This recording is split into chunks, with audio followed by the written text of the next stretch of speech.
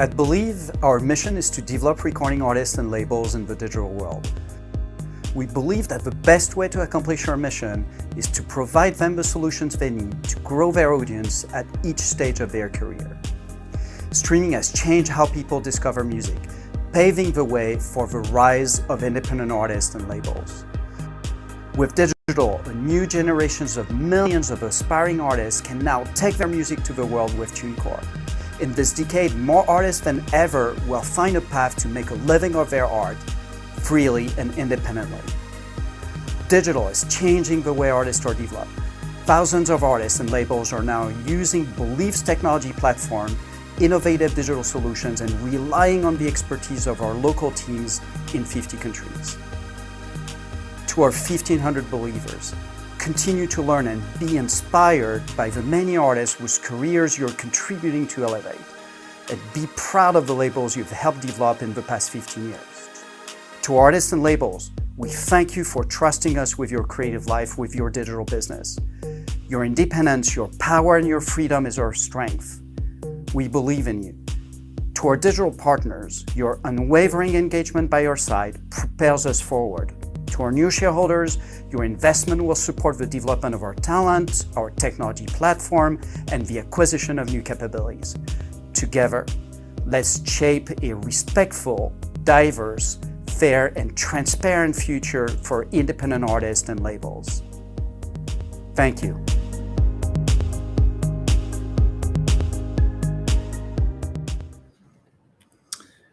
Welcome back to the final session of the Music Matters Academy. It is indeed the final countdown. And what a session we have in store for you this afternoon, if you're in Asia. We have three digital music giants. Representing the artists, we have Believe. And on the platform side, we have Spotify and TikTok. But thankfully, they're not here to fight. They are here to help.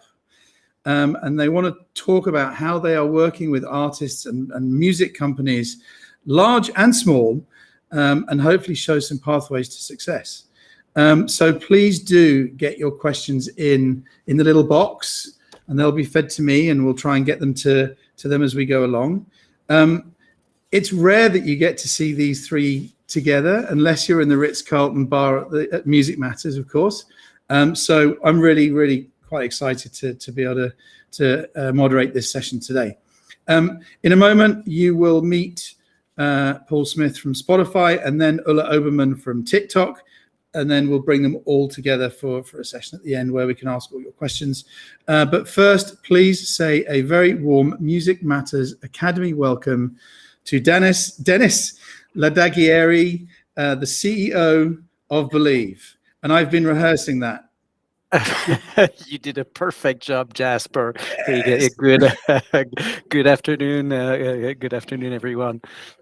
Dennis, thank you so much for joining us. And also, if I will say, thank you so much to Believe for supporting the Academy.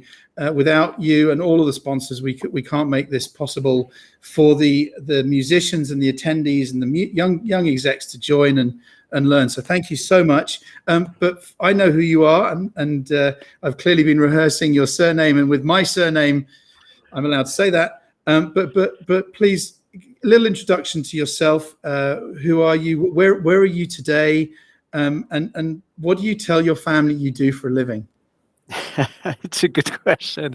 Well, I'm talking to you from Paris today, and as you can hear, there's a little bit of background now. So we have people in the office these days, and what we do. Why am I created Believe? I founded Believe in 2005, and I'm the CEO and chairman of the company. And talking to you from Paris today. Fantastic. Well, bienvenue, bonjour, and bonne chance.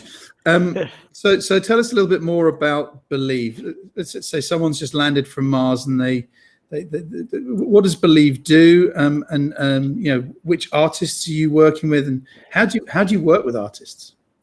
Well, I think it's and I think the video. I actually spent a lot of time on writing the script for the to the video that we just saw, and the way we've built the model, Beliefs model, is really with a view to support artists, independent artists, and labels at all stages of their career. What we see, one of the most greatest things about digital is that digital is now empowering a new generation of artists, really starting with entry-level artists who are now progressively growing through the various stages of their career to become local superstars, and some of them will become global superstars. And so we now live, thanks to the platform, thanks to YouTube, thanks to TikTok, thanks to Spotify and other platforms, we now live in a world that offers more and more opportunities for new artists to grow at various stages of their career. And the mission of Believe is to support these artists at all stages, empowering them to remain independent while on their journey to success. That's fantastic, and you know, you have been Believe has been a fantastic success story so far. And are you able to talk about any specific examples of artists that you work with, any success stories, and how do you work with artists?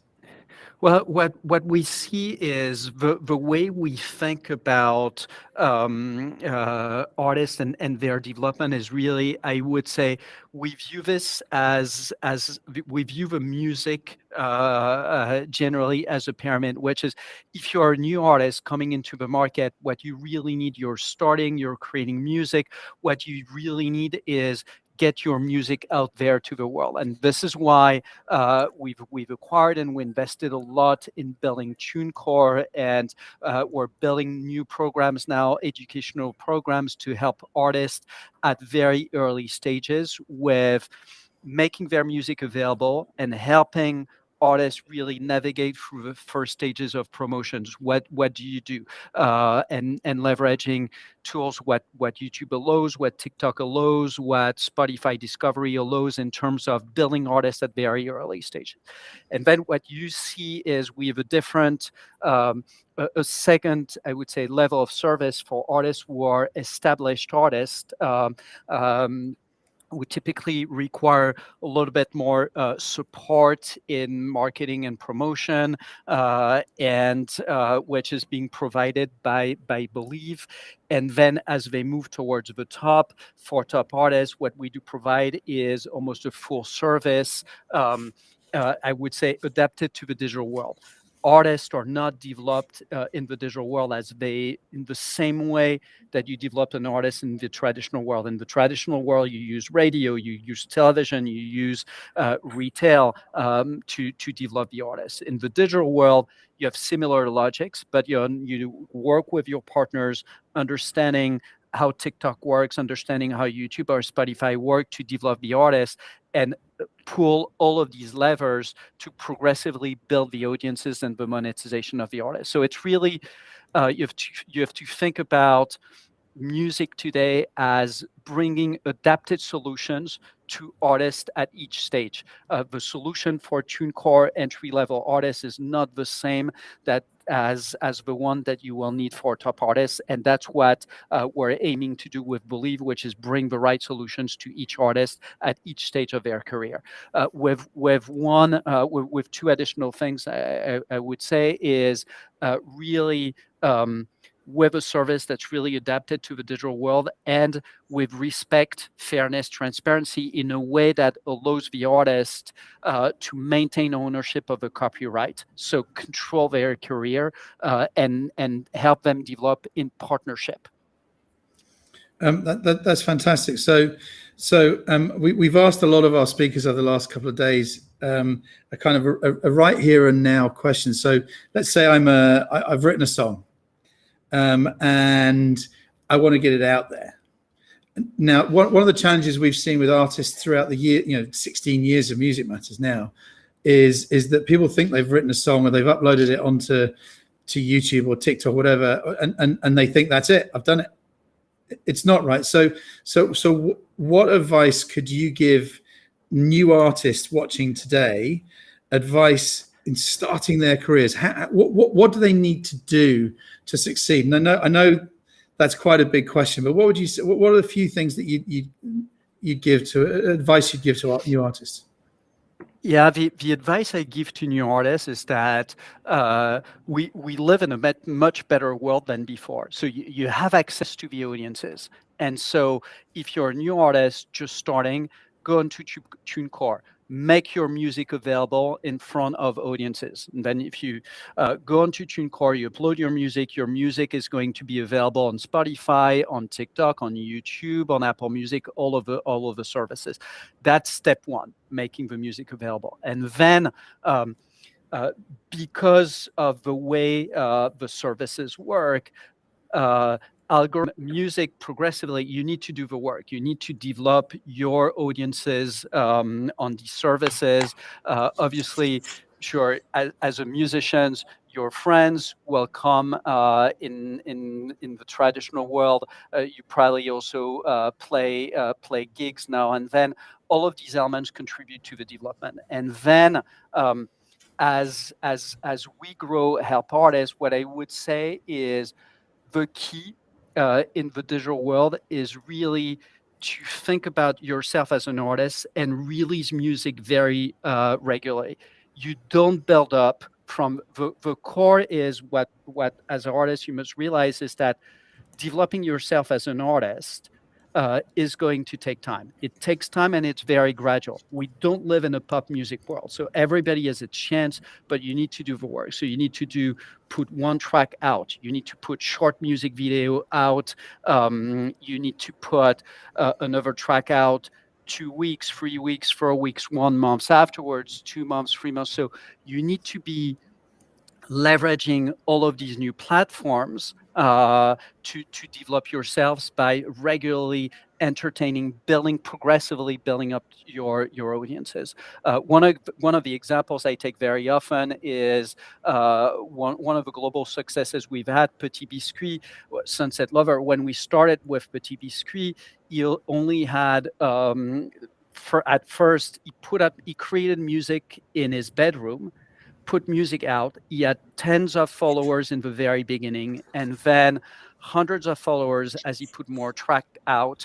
Spotify at the time was a huge contributor through the algorithm in the playlist to progressively develop the audiences, but it didn't go shoot up like this straight away. It was very gradual over several years in building the success of a track and the artist. So I mean that's brilliant advice, and the being regular, and it takes time, and you said one track at a time. Perhaps not a question for the Academy, but is that the end of the album, or is that a whole? We could do a whole event around that, but is it the end of the album? What we see is, yes, in the early stages of development, it's the end of the album. And when you think about it, the album is an invention of the late 60s. Prior to the album, you had when you watch the Beatles, they used to tell, hey, our strategy was to release 4 tracks every 3 months. And that's what they did. And then ultimately, they compiled tracks, individual tracks into albums.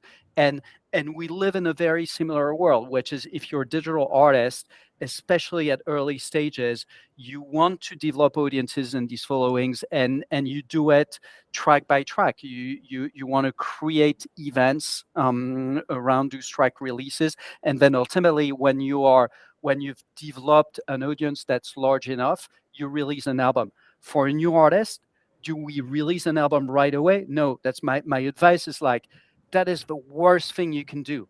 If you have created 15 tracks, then progressively release them, and once again, create video assets, short ones, longer ones, because video plays a key role into developing yourself as an artist. And we don't release album right away. We will release an album 12 months, 18 months into the cycle once you have already developed audiences. So from that extent, yes, the album might not be dead, but the album is not your first step of development. The album is there once you've already built the audiences. And thank you for aging me with the late 60s comment there as well. We're going to move to Paul Smith from Spotify in a minute, but just one last question for you, Dennis. The last 18 months, 2 years has been strange, to put it mildly, for everyone on the planet. Has much changed for you, for Believe, through the last 18 months? Acceleration of digital change. When I talk to a lot of our head of marketing in the countries who are helping artists develop, and I tell them, hey, what's the difference between now and after? Essentially what they tell me is like, hey, listen, 2 years ago, we had the hardest time explaining to artists and managers that digital was now more important than traditional, than radio, than television. And 30% of our budget was digital.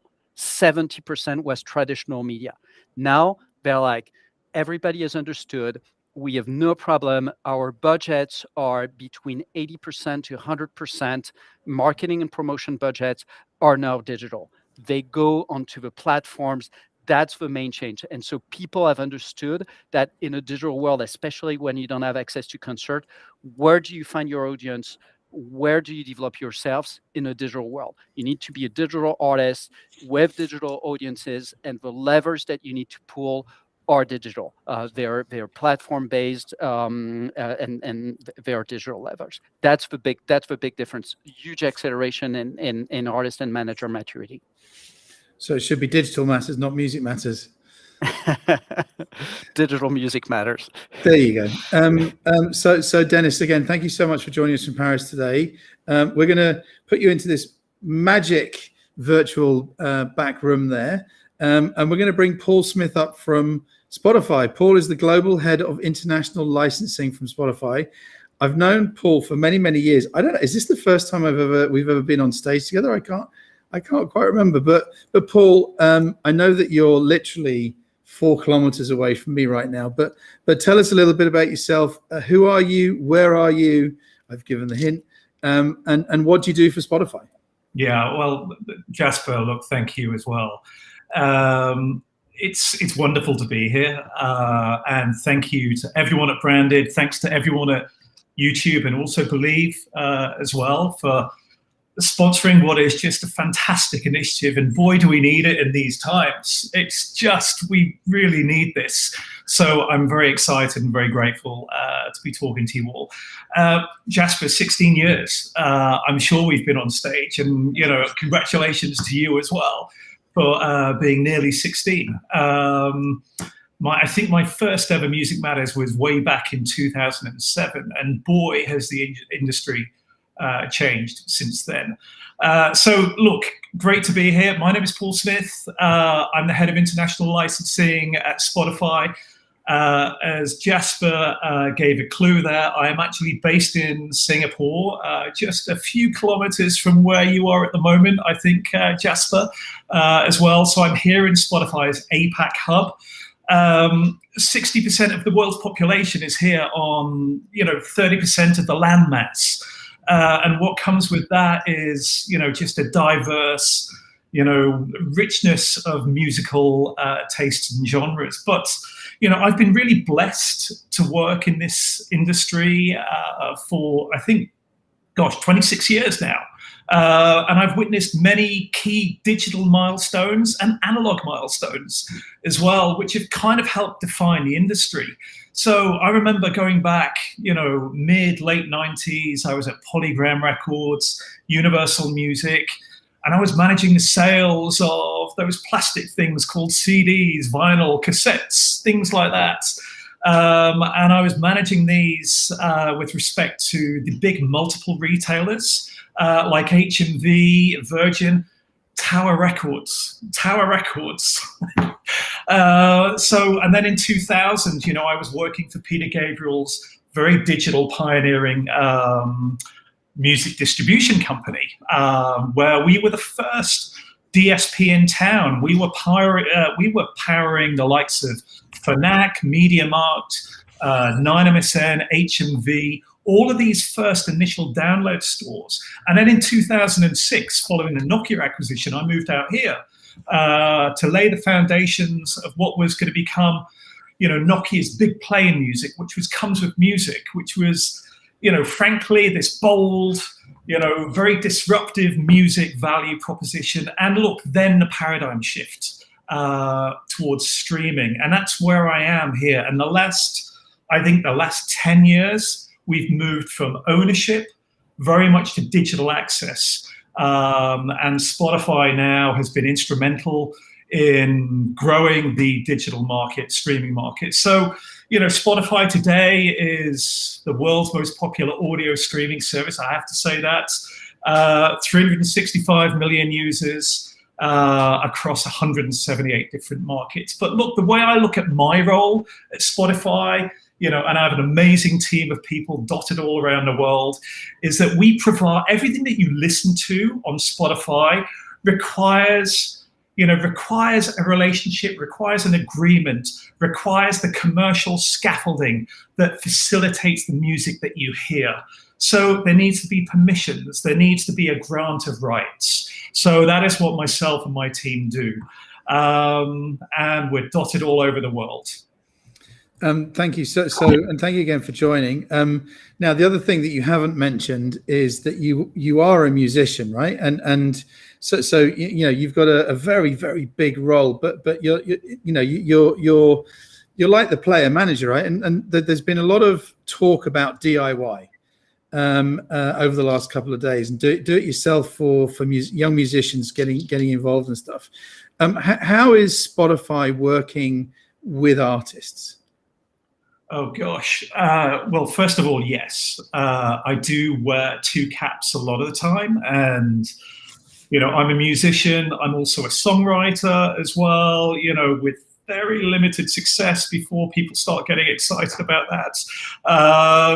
So I wear these two caps and I think about them very empathetically from both sides a lot of the time. But here's the thing.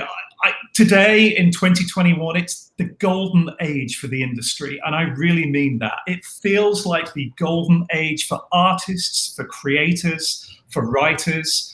The tools, the tech, and the services that are available today in 2021, it's symptomatic of how far the business has really come and the industry has really come. I mean, if I go back to when I just started working for Peter Gabriel at OD2, and we had these licensing agreements for the first time with the major labels, but there was no supply chain.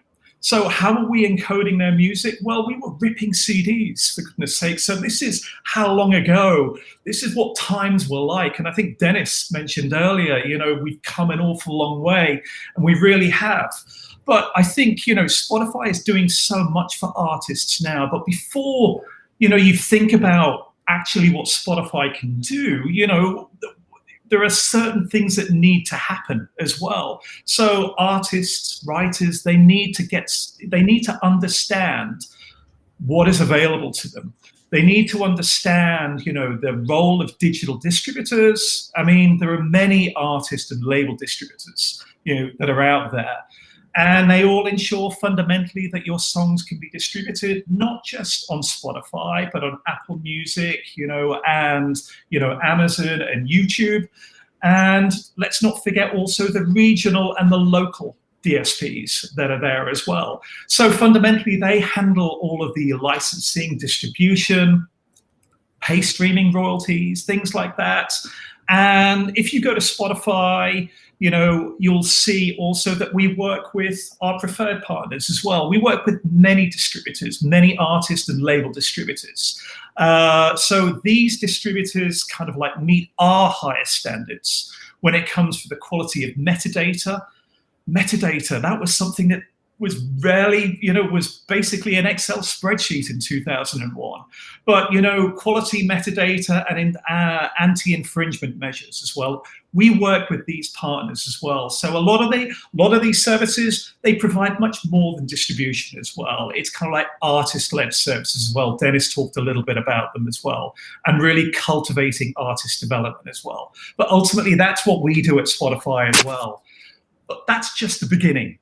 You know, there is the whole business side as well. You need to, you know, as an artist, you take responsibility for what you do and build your audience. So, you know, we do a lot of promotion as well. We encourage people to really use Spotify as their artist billboard.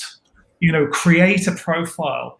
If you hear me talk about a particular website, it's kind of like artists.spotify.com.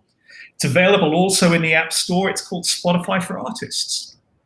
You know, our commitment to the artist, I guess, raison d'etre is very powerful. You know, what we do is, you know, we encourage artists to, you know, populate their profile with their bio, you know, add artist images, you know, put feature artist playlists, and use the plethora of profile tools that are there available to them.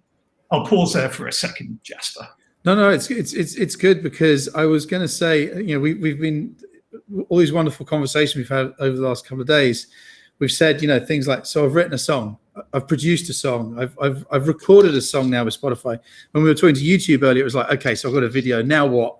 So you know, for all the young artists that are watching this, who've recorded a song, a track, how do I build a presence? Do I need to have a digital distributor? Can I do it myself? How do I get noticed on Spotify? Great questions. I mean, you know, and at the heart of everything we do, it's all about the artist as well. And Daniel has always talked very enthusiastically as well about, you know, the importance of artist development, artist growth. You know, our mission at Spotify is to unlock the potential of the artists, of human creativity, by giving 1 million creative artists the opportunity to live off their art, and ultimately billions of fans out there to enjoy and be inspired by it. I mean, we're live in 178 markets. We launched in an extra 85 markets earlier on this year as well. You know, it is really that global narrative that we talk about as well. But look, lots of the tools that artists can use within Spotify for Artists are promotional tips. You know, so for example, you know, you can pitch your music to playlisting editors as well, and we have a proper democratized process to allow people to do that as well. If anyone tells you they can get you onto Spotify playlists out there, then they're lying. There is a very kind of like legitimate, and frankly, this is where the integrity of our service really lies as well. You know, you can pitch your music to the editors, and there is just a proper process to be able to go ahead and do that. But building your followers, sharing your music, and encouraging fans, your own followers on Spotify, to follow your music, to follow your the works that you put out, and also, you know, frankly, you know, notifying all of your followers that new music comes out, building that audience. It's all about building that audience as well, and Spotify will help you do that. Will give you the tools to help you build that audience. There are things as well like we use, like Canvas, which is kind of like a 3 to 8 second kind of like rolling video loop as well that you can attach to any track as well. So, you know, we see a lot of retention. We see great consumer engagement as well with these as well. So it's there are just frankly so many tools at your disposal as well to be able to help you maximize and build your online presence. But what you're telling me, Paul, is that you can't get my song onto a playlist. Not even you. I can't do that for you, Jasper. This is so awkward. So look, as a, I mean, it's a great song. Speaking as a musician, then, and this doesn't have to. This isn't a Spotify question. This is a Paul Smith question. What advice could you give new artists starting their careers? Because it is such an exciting time to be in the music business, but it's really, I was going to swear, it's really scary too, right? It's quite daunting. We can put expletives in there, but what advice would you give as a musician to young musicians starting their careers? Well, look, I can put my musician's hat on. firstly, don't let anybody tell you you can't do it, because you can. That's the first thing I would do. And also, I'm reminded also when I was, very young, and I was thinking about what I want to do, and I knew I wanted to study music at university. I knew I wanted to work in the business of music as well. And yet my mother, bless her, wanted me to become a lawyer. She wanted me to follow go off and do a law degree. Frankly, I've become a lawyer working in the music industry. But don't tell anyone that you can't do it, because you can. And frankly, follow your passion as well. But the other piece of advice I would do is be very careful with who you allow into your fold as well. I recall an incident as well many moons ago when I was very young. And I'd allowed someone to act on my behalf and actually register my details with the PRS, and on a particular song I'd written, which was getting a lot of radio airplay. And I didn't see any royalties from it. But guess what? There are plenty of Paul Smiths in the world, and there are plenty of Paul Smith writers apparently as well. And my details have been logged with another Paul Smith. So all sorted out, but frankly, take ownership, take responsibility, speak to as many people as you can, and take all the advice in the world that you can muster as well. But that's kind of like what I would suggest. That's absolutely fantastic. I think I have a pair of your socks as well. And just for everyone's knowledge, so we were talking earlier today and yesterday that the music industry is just a whole bunch of three-letter three-letter A word, acronyms. That's the word. Thank you. And PRS. Performing Rights Society. Performing Rights Society. Thank you. So, Paul, brilliant, good stuff. Thank you so much for joining us. As we said before, you're going to be whisked away into a brilliant virtual back room where the party's going on.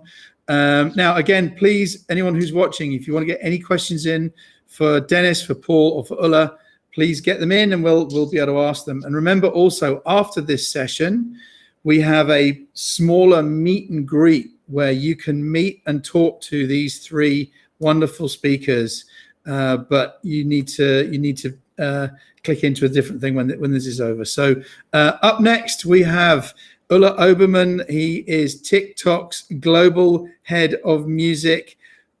I'm going to say this, possibly one of the coolest jobs in the music industry right now. So I'm delighted to have you with us. You joined us last September online at Music Matters. Now we're at the Music Matters Academy. Clearly TikTok is reshaping music discovery and music consumption. But Ulla, for the benefit of the people joining today, for the benefit of the Academy, give us a little bit about you, your background, where you are in the world today, and what is your role at TikTok? Oh, I think you're on mute.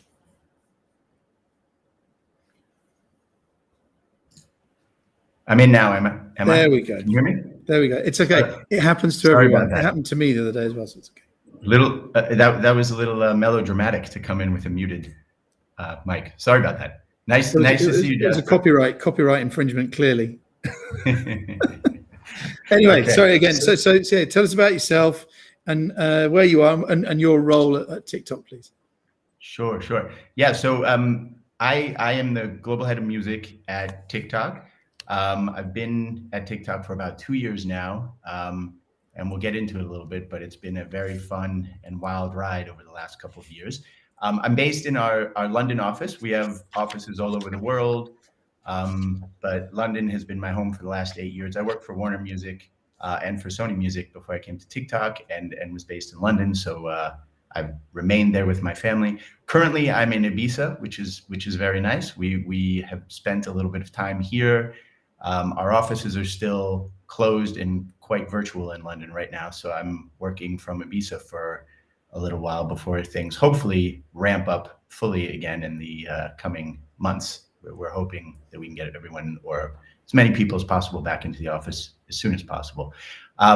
My job at TikTok is to build out our music business, and I would say it's it's our music business, but it's also just our role in the music industry, right? Now, we obviously want to build a business around music, but I think I certainly view it this way, and I think a lot of my colleagues do as well. We think we've got a really big responsibility to figure out how we work with labels, publishers, managers, and artists. I think maybe even most importantly, because TikTok is just organically becoming this giant global music festival. That's almost a way to describe it, right? Like, it's a place where everybody can gig, everybody can do their sort of busking, and if the song or the artist resonates with, they'll build an audience on TikTok. They'll hopefully, find and cultivate that artist, and that can lead to bigger things, like maybe a publishing deal, a record deal down the road. So I view my role as, how do we, build up the tools, the technology, the platform, so that the artist and the audience can connect in the best way possible, to share and listen and comment and create on the music that the artist presents. And then ultimately, we need to figure out, how do we, build the business out so it works for us, for the artist, for the label, for the publisher, for the whole music industry. We're doing that already, but I think there's lots to come on that front. So give us some of the latest TikTok numbers. And I'm not doing this just for the wow. It is because it's a wow, and because in such a short space of time, you've built such a massive community. But give us some of the numbers. Yeah. So I'm gonna speak as directly as I can, but not give exact numbers. We're still a privately held company, and so we have to be a bit careful with our statistics. But there are some reports out there, that talk about the fact that we're kind of getting into user numbers that are approaching, about 1 billion users. And that's all ex-China. That's our international. So our TikTok business. TikTok is everywhere in the world outside of China. And I think on the, probably the more interesting thing, when we talked last year, I threw one stat out there, which is that our views were in the trillions. And that obviously continues to be the case. We've grown quite a bit since we talked last year. And I think it's important, though. There are two metrics that you have to think about when you think about TikTok and what's happening. If you're an artist on TikTok and you're figuring out what's actually happening with my music, and is this connecting with a fan and with the audience, the views, I think, or the listens, we all talk about that, because that's the metric that a Spotify or YouTube or any of our competitors and sort of colleagues would be using. The thing that I think makes TikTok very different is that we focus a ton on the creations, right? So Paul, you just talked to Paul. He is a songwriter, musician himself. He posts a UGC video of himself on TikTok with a new song that he has written. He will very quickly see what happens with the views. So if the algorithm picks that song up and it starts putting it in front of an audience and they react really well, he'll see a ton of views come off of the back of that song. But I think equally, or maybe even more importantly, how many people take that song and make their own video creation based on that song? And I love that metric, because to me, that's kind of the ultimate expression of fandom or engagement, right? It's easy for me as a fan to have my TikTok feed coming at me and to listen to a song and watch the video that accompanies it. And I might share it, I might like it, I might go back and watch it or listen again. And that's fandom, that's engagement. But if I say, I like this song so much, this just touched me in a way where I'm going to actually make my own video using the song, that could potentially be many hours of my time that I'm going to spend making the video using the song. And so I love that metric, because I think that is sort of in this new evolution of the music business, an incredible way to measure how much is that song kind of landing with the audience, how much is it resonating, how much do they love the song. I've got my I had my Iron Maiden posters up in my bedroom when I was growing up, and I was pretty obsessed with Iron Maiden. You know, today a 17-year-old fan of that new Iron Maiden would be making videos or with those songs, and that would be their way to express their love for the band. So creations, it's a new format, right? I mean, it's like once upon a time there was an EP and a LP and a CD and streaming. Yeah. It's a new format. Yeah, I think so. I think it's I think, you know, for many years I believed that user-generated content, we were just sort of on the cusp of that, and I think we still are. But we're kind of on that first little level of the cusp of it. We're really building business around it. TikTok certainly is, and some of the other big platforms that are out there, or smaller platforms that are out there, because we're enabling all this creativity in the form of user-generated content. And again, when I think about what does that mean for the aspiring musician who is, you know, sitting there thinking, I've written a song, I think it's a great song, what do I do with it, right? You set up an account on TikTok, you make that first video. You have to be mindful that that video is the way that you are kind of presenting yourself to the world, right? You're pulling the curtain back and you're on stage and you're saying, here I am, here's the song I've written, I'm sharing it with you, I hope you all love it. You get an immediate feedback loop because you see what happens with it, what happens to the views, what happens to the creations. We've got this really cool artist, Pink Panthers, in the UK, and she's kind of blowing up right now, the song called Just For Me. And there've been great interviews with her over the last few weeks as this is happening. And one of the things she talks about is she puts up snippets of new songs that she writes or performs, and she waits to see what happens with her audience, with the fans. And then depending on kind of the feedback loop, she will then write the full-length song around that. Or she might go back and modify it a bit because it just didn't land in the way that she thought that it would. So, you know, I think Paul said it, Dennis said it earlier too. We're really in this incredible time in the music business where there's so many ways to access fans and so many tools to use to sort of, you know, fine tune your craft. And one of them is you have this very, very giant real-time feedback loop in the form of TikTok, where the fans will tell you, they'll create and they'll view if they love the song. And if they don't, then maybe the artist needs to think about what can I do a little differently here to see if it lands. So it's a litmus. I love what you're saying there. So artists are using short form as a litmus test to test the success of their songs before they release long form. So it was long form cut down to short form. Now it's the other way. Yeah, that's fantastic. And how is you know, TikTok changing kind of artists' songs and discovery? I mean, I guess you kind of sort of answered that, but are artists are they launching on TikTok before they're going to the other platforms, or is it the other way around? Yeah. Do you know what I think of our music presence kind of in two different you know, lanes almost. We have relationships with all the labels, the publishers, you know, the established industry players, and we have licensed all of them so that their music is on TikTok. And so when they are releasing a new song from a big established artist or one of their, you know, emerging artists, they've just signed an artist recently and they're kind of trying out a new song. I think they will sometimes work with us to, you know, premiere the song or sort of test it a little bit with the audience before it goes everywhere else.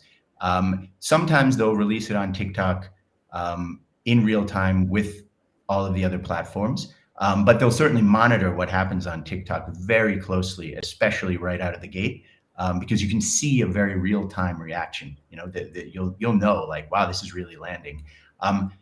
And the other lane is the unsigned artist, the unknown artist, right? And those artists, I think, much more so are starting on TikTok. They're saying, again, I kind of like the analogy, you know, this is a global giant music festival. There are literally, you know, many hundreds of millions of fans who you might just connect with if your music sort of lands with them in the right way.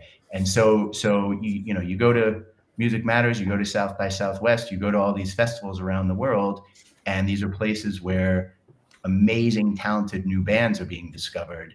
TikTok kind of serves that purpose in the digital world. So I think those unknown artists are figuring out that this is the place that they can do what they would do in parallel with live performances, find their audience. And then when the song starts working, they might go get a record deal or a publishing deal. And before you know it, they might be having massive success on on a Spotify or YouTube or one of the other platforms. We have our own streaming platform as well called Rezo. It's only in a few countries right now, but obviously we're excited, when an artist breaks, goes and signs with Believe, and then they start to have success on Rezo. So we want to be able to sort of help that artist with the full ladder of their career. So we've got a question from JD Lalo. Music and short video content are becoming increasingly popular on TikTok and other platforms. What other plans does TikTok have to accelerate the development of music within the platform by connecting to current platform technology? Yeah. The thing that I'm most excited about on that front is we're spending a lot of time thinking about how we can build better tools within TikTok for music creation. Right. And that could mean, better karaoke tools or better duet tools or better ways to find like-minded artists who are also on TikTok and then do collaborations together. I can't talk in more detail about it because it's all stuff that we're still, kind of in the lab cooking up right now. But there's exciting stuff coming on that road, and we're going to make it even more fun and engaging for artists to use TikTok to hopefully find success and fans and other relationships with the music business and the music industry and other artists as well. Fantastic. Making TikTok even more engaging. Wow. And there's an anonymous question here, and I think you've actually answered it, but which one comes first? A great video creative will trigger a song becomes viral, or the other way around? Because of the song, then the video becomes viral. Yeah. I whenever I wake up in the middle of the night, I ponder this exact point because I wish I knew. And I think the answer is it can happen both ways, right? There are, and you know what, that's not dissimilar from the way that music has always worked. There are times that the artist's voice is the thing, and that artist could be singing, lots of different things, and no matter what, the voice is just so powerful, and it just sticks with you, and you're going to drop everything and listen, right? So that's about the artist and the voice. There are times that the lyrics are so powerful. The voice might be great, the instruments might be great, the song might be great, but the lyrics are so powerful that you just drop everything and you can't do anything but listen to those lyrics because it just resonates with you. It strikes a chord. And there are times that the visual is so compelling or beautiful or amazing, but the song just sets the right mood for it, right? And in that case, you're going to drop everything and you're going to watch. You're going to take in the visual, but you're also going to be processing the song or the melody or the harmony that accompanies that visual because they just go so well together. And I think that's the answer to that question is what creators have figured out and are still figuring out on TikTok is any of those things can happen. Any of those things can lead to a massive success. And so you just have to keep going in and trying, different things in terms of, am I leading with my vocals as an artist? Am I leading with my lyrics? Am I an incredible instrumentalist and I'm going to lead with that? Or have I just shot the most incredible sunset and I'm just going to find the right song that I've written that goes with that sunset, and that's how I'm going to find an audience for my song and my video. I think all of those things can work. Brilliant. I can carry on asking you a ton of questions, but we have got our two friends waiting patiently in the, well, clearly partying in the virtual back room. But we're going to bring Paul and Dennis back. There we go. We have Singapore, we have Paris, and we have Ibiza in the house. And this is like I say, it's the power panel, and I'm getting kind of nervous and speechless. Thank you so much to all of you again for joining the session. And again, if there are any questions from the internet, please pass them in, and I will ask the panel. Okay, we're in the bar at the Ritz-Carlton. Music Matters just finished. We're having a chat. I'm going to ask you questions for musicians here, and let's start with you, Dennis. Where do you think artists at the moment are getting it right, and where do you think they're getting it wrong? Where are the rookie errors? So we'll start with you, Dennis, and we'll go around. But where are they getting it right, and where are the rookie errors coming out? So the way I'd answer this is what's the most popular genre of music in the world right now? It's hip hop. And so what are hip hop artists getting right that some of the other artists are not getting right? So I think first is in digital music services right now, the audiences are still not all audiences are yet digital. So typically you have, thanks to the efforts of YouTube, of Spotify, TikTok, you have audiences that are more and more engaged, and that they're starting to get older. But nonetheless, you still have very young audiences. And so what hip hop artists are getting right is what I was saying earlier, is they are putting music out very regularly. Of course, it's easier for a hip hop artist because hip hop is electronic music. So you don't have to play instruments. You don't have to get into studio. So you can create music very regularly. And what I tell a lot of our teams is, to develop yourself as an artist, you need to market and promote your music. And algorithms are the new marketing.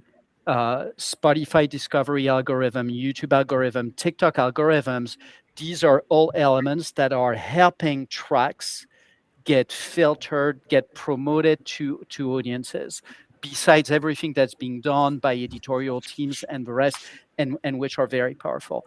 And these algorithms look at, is the artist active? Is the artist putting music regularly? Is the artist active on social media? And what's the engagement of the audience? As TikTok, as Ole was saying, for TikTok, one of the things that TikTok looks for is, hey, what's the level of engagement that's being illustrated by how many people are using that piece of content to create their own content? That's engagement. So I think the key really is to get it right. It's paying time, paying attention, spending time on the platforms, understanding how they work, understanding what's going to trigger artist development. That's where you do it right.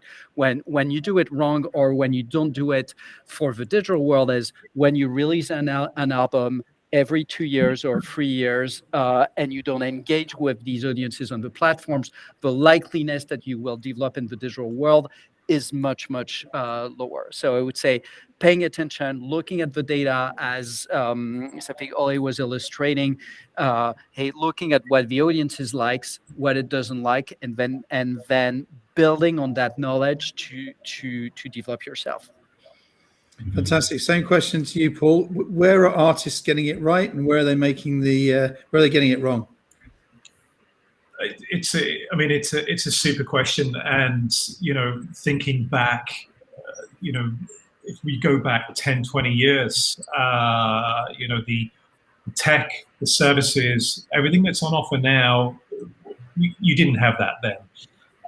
For me, it feels like an artist cannot be complacent about leaving one aspect of their business, because it is a business. They're running their own business. You've got to pay attention to everything, whether it's digital marketing, whether it's social as well. Social is so much more, it's more relevant now than it's ever been. But to Dennis's point about data as well, I said a few years back as well, and I think I may even said it at Music Matters, data is the new currency now for artists. And understanding, how these platforms work, all of them, and how to harness the opportunity is really incredibly exciting for artists. Being able to unleash and decode what the data means, find out where your audience is, understanding how that will impact your creative output as well. All of these things are tools now that artists and I think creators fully need to embrace to really be able to optimize their output as well. It's a different world now, and it's all well and good just understanding, what's out there, but being able to understand how it all works and how it can work for you, I think it's fundamental. Ulla, it's always unfair to be third in the line for the question, but same to you. Where do you think the artists are getting it right? This isn't a TikTok question, by the way. These questions are all for Dennis, Paul, and Ulla. Where do you think artists are getting it right, and where are they making the rookie error?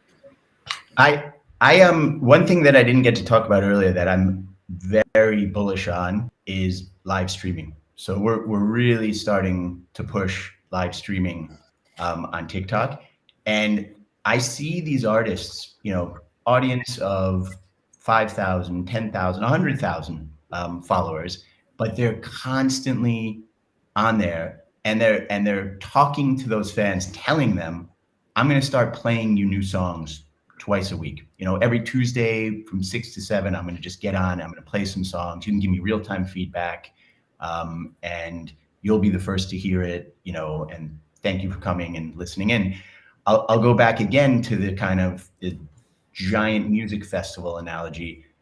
An artist who's just up and coming, chances are they have to be so passionate about wanting to be a musician and spending their life being a musician that they're going to set up on any street corner and just start playing and hope that the audience gathers and, kind of the energy between audience and musicians starts flowing.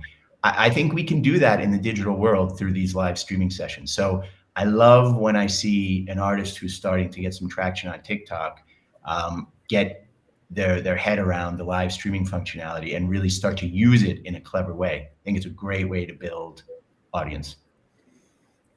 Great answers. So I want to personalize you. I'm going to humanize you. You've all got these mega global jobs.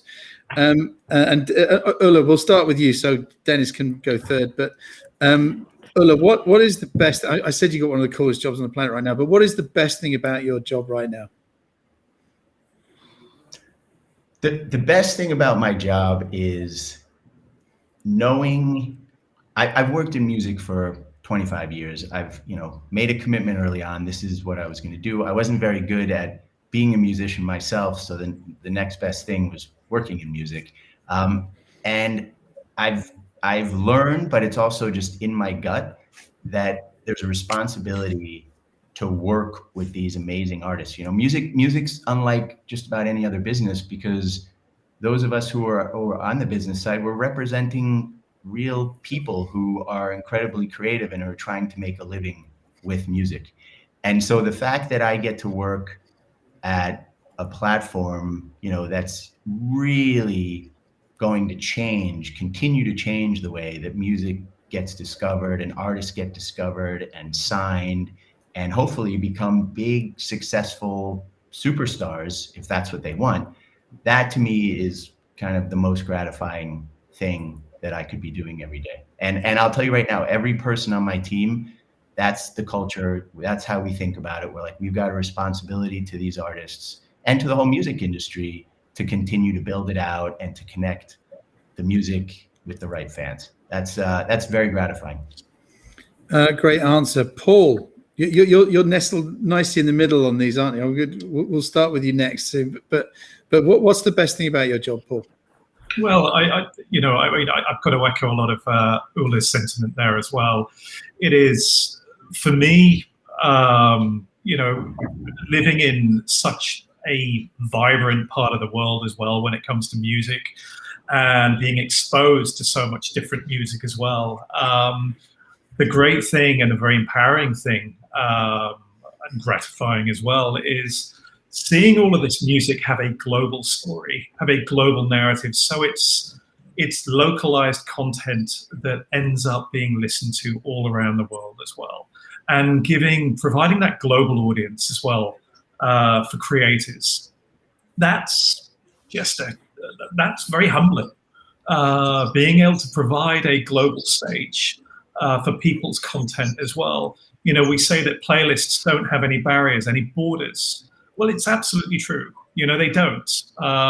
We have 4 billion playlists on Spotify as well, and it's made up of content all around the world, and it resonates with so many different people as well. And I think winning new audiences for artists in markets where they ordinarily may not be heard is something that I think is incredibly enlightening. Fantastic. And Dennis, what is the best thing about your job? Well, I think, as you said, going further is I think it's been said already. Right? Sorry about that. But what I would say is, like, building a better future for artists.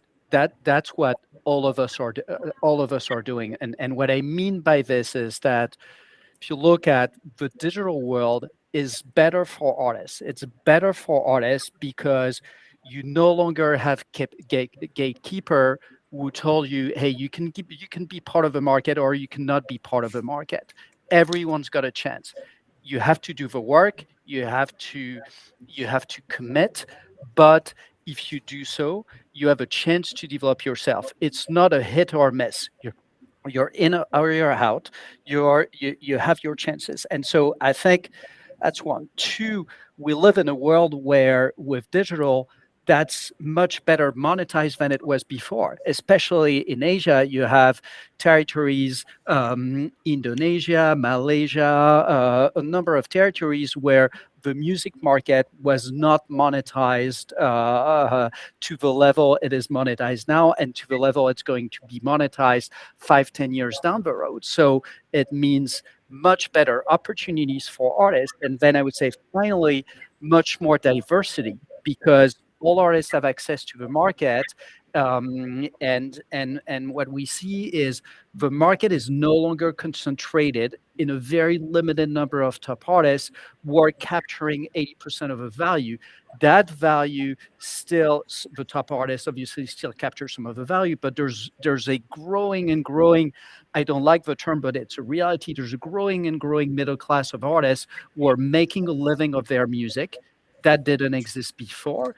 And there's a growing number of new musicians who are making enough money to buy instruments, to buy software, to create music, and to do other things. So I think and all of them keeping the ownership of their rights. So I do think all of us are contributing to building a much better future for artists in the digital world than before. Some wonderful answers there. Now we're pretty much out of time. I'm going to ask one more question, but there was another question from Virginia Diaz Caron. So Virginia, if you can, after this session, go to the meet and greet session. It's about content localization on platforms like TikTok. It's a great question, but much better in a smaller forum. So please join us, and I'll make that the first question. So the final question for this session, because we are running late and my team is screaming at me. And we're going to start. So we start with Paul this time. What's really exciting for you right now? And it doesn't have to be about Spotify. It should be about music. But what is really exciting for Paul Smith right now? Frankly, the prospect of getting on an aeroplane again would be nice. Trust me, I love my family dearly. But there are times when an airplane ticket wouldn't go amiss.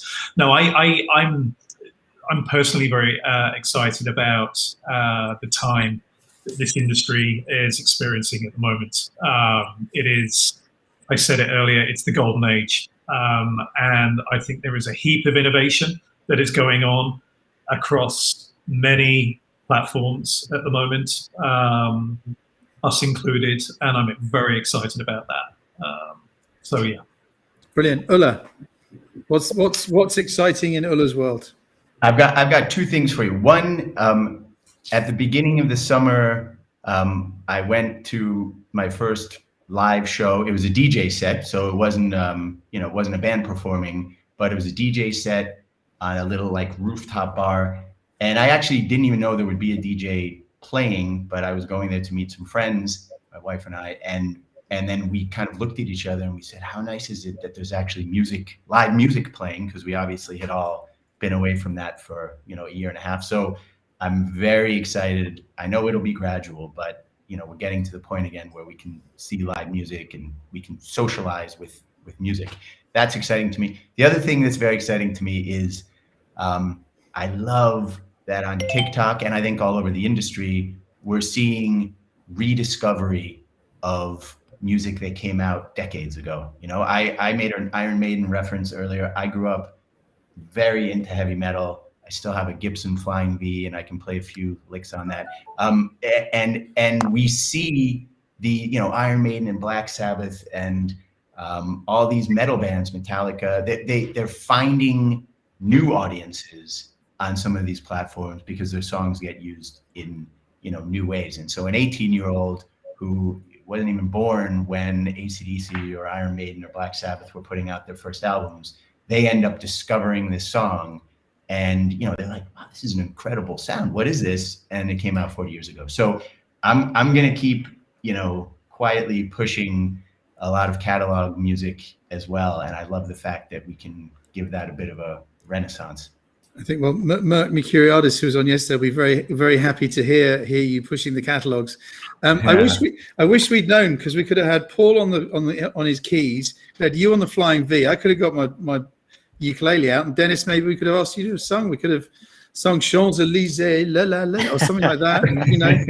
And, so gents, thank you so much for that session. I mean, what a great hour that was, and we could have gone on for longer. Now, the good news is we are going to see you all again in that little meet and greet session. The numbers are limited, so when it starts, you need to be there. I've written lots and lots of notes, so I'm going to try and summarize on these. But the notes from the summary from here was: get your music out to the world, be available everywhere, be regular, but it takes time, and that was defined as one track at a time, which I thought was rather lovely. We talked about the fact that digital matters. I'm very happy with that. Spotify as an artist billboard was a great line there, but use the tools to get yourself out there and noticed. You can do it, someone said, but take ownership and responsibility. No one's going to do it for you. We talked about TikTok as the global music festival, talked about creations as a new format. We talked about getting immediate feedback, and in fact, talking about the artists using TikTok to work out which songs are going to be popular.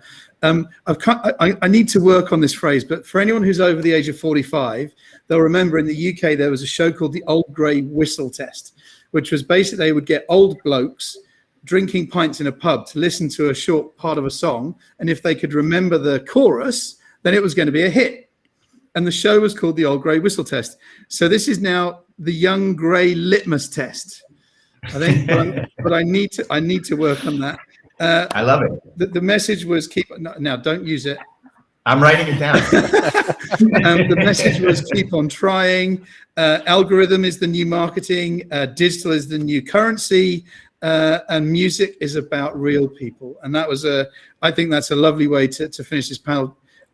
People, thank you, Dennis, to Paul, to Ulla. Thank you so much for joining us today. We're going to see you in a minute in the chat room, but it was what a great session.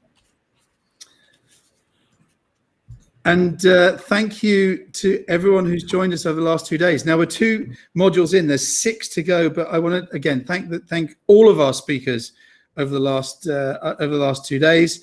Thank you also, of course, to YouTube, to Believe, to Dolby, and to Steinberg Protocol for all of your support. Without you, again, we could definitely not have done this. Thank you to our partners, Bandwagon, Hello Asia, Hootspace, NME, Philpop, TuneCore, Underground Hong Kong, hey Chris, and Whammy and Wham down in Australia. Thank you to the Branded team, and well done for putting this together and putting up with all my crap. But it really, we wanted to produce something that matters, and matters to young people, young artists, new artists, young people in the music business, to help them really grow their careers. So thank you to the viewers, to anyone who's joined us over the last 2 days or is watching this on VOD, especially if you're a new or developing artist, because that's who we've produced this for. Please let me know if this has been valuable to you. Please give me feedback. I'm easy to find, jasper@branded.live. I'm on the internet as well, as everything is at Jasper Donat. Did this matter to you? Really, I want to know, because we're going to be doing more sessions, as we said, around lots of other topics in the music business in the next few weeks. But I guess after all these notes I've written over 2 days, the main message is keep going, because music matters. So thank you again to everyone. We'll see you in the private room, and we'll see you at the next module.